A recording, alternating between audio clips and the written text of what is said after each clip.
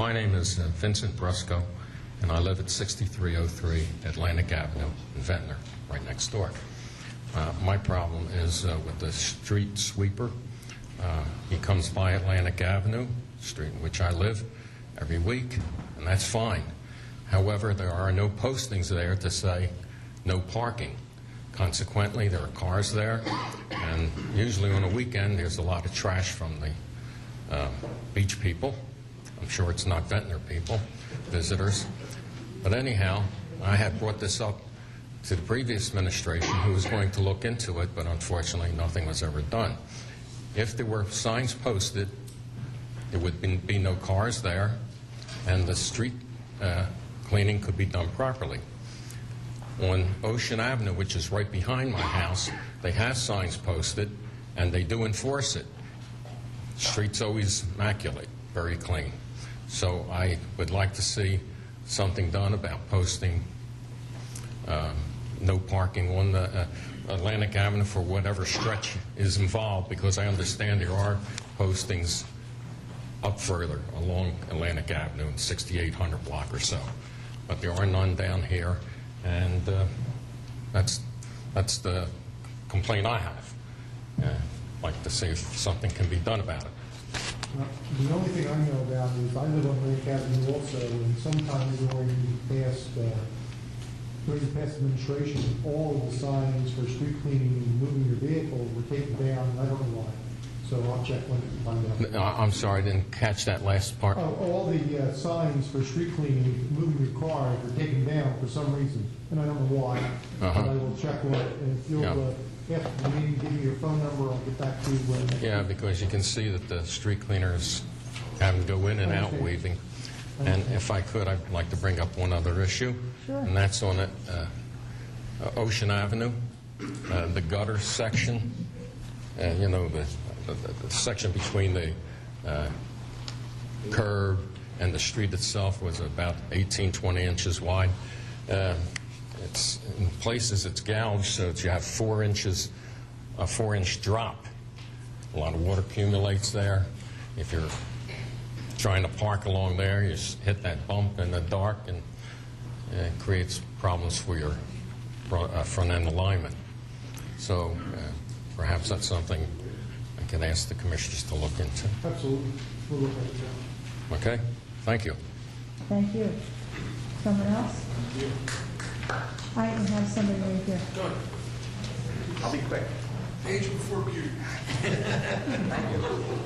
Which am I?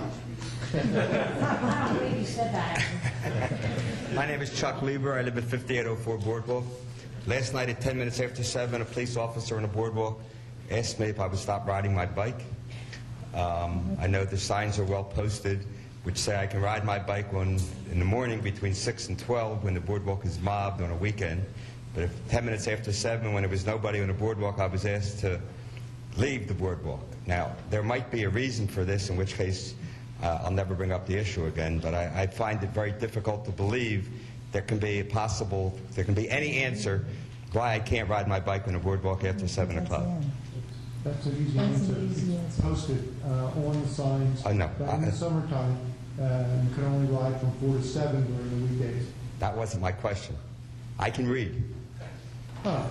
I would like to know what is why is that? Why was this passed? What is the derivation of this? What makes it possible? As I said, on a Saturday morning or Sunday morning, the boardwalk is packed.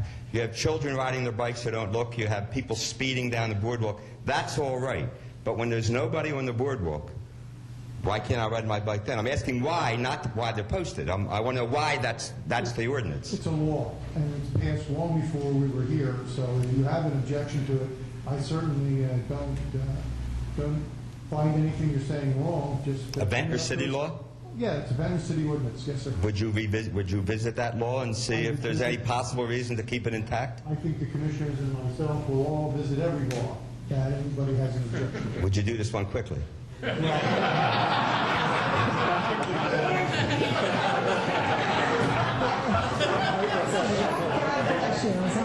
you.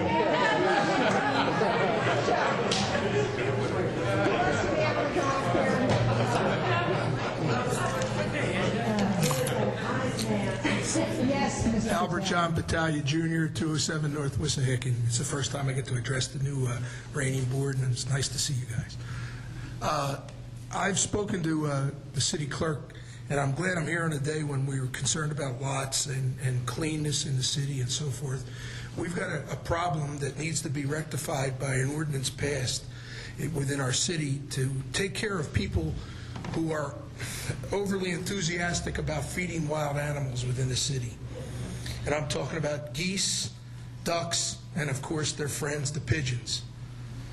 In my neighborhood, we've got a few people that are very zealous in this activity, and it's resulted in enormous accumulations of feces all over the neighborhoods.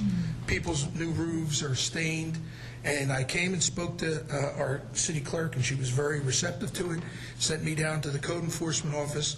We found out that there were 2 cases where our lovely inspections department had cited people, but because we didn't have a municipal ordinance to back up the state wildlife regulations, which were sent out on our Ventnor water, that white pamphlet we got about which report. Yes, thank you, Sam, which stated that it's illegal within the state. But when I contacted the wildlife people and they came and observed it, they said that it is deferred back to the municipality in which you reside to adopt an ordinance to prevent this, and at which time, if that ordinance was challenged, then it would go to a higher court where the state would back it up.